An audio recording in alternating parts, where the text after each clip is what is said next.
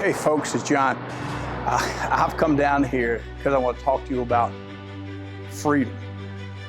And this place here is filled with people freely expressing themselves, saying whatever they want to say, and no one's saying they have a right or they don't have a right.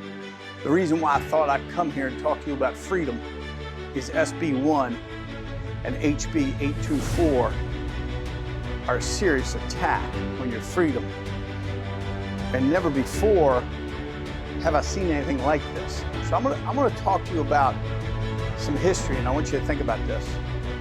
Currently under SB1, what it says is that you do not have a right, you are not free to exercise the protections your forefathers have given you once inside of a building.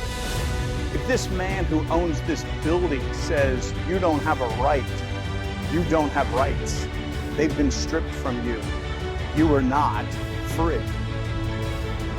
Have you ever had a time in American history where one man who owned land or owned property, in our case today owns a building, they had the authority and the say over another man?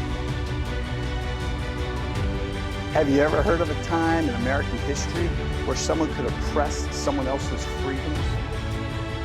It's exactly what is happening under SB1.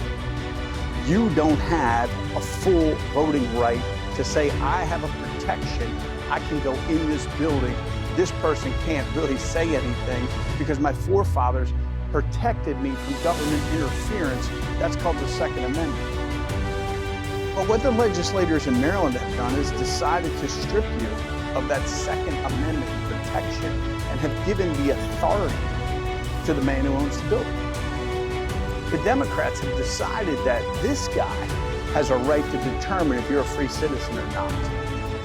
You're 3/5 of a vote in their eyes. But back in the day when people were 3/5 of a vote, sadly, it was the Democrats who were against freedom.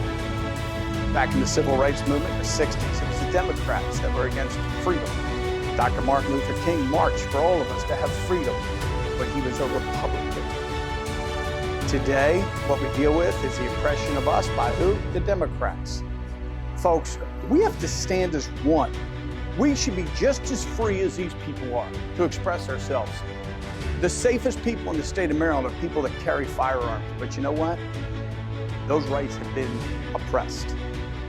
And I want to bring the seriousness of this to your attention and to bring it to this environment here where there is freedom. Because I don't care about race, color, creed, sex, national origin. We're all equal.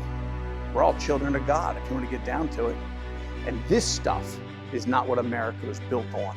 And I don't know what we can do at this point. I hope the courts step in and intercede from this oppression of rights.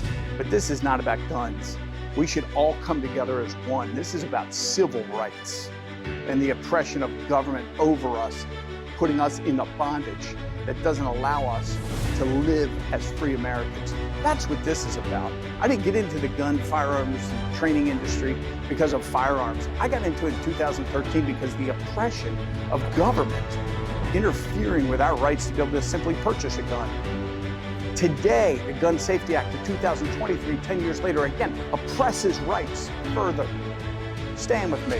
I don't know what we can do. If there's a lawsuit, join it, do something. But we got to stand up as Americans together to where we can have the freedoms these folks all have. God bless you, God bless the United States of America. God bless this state.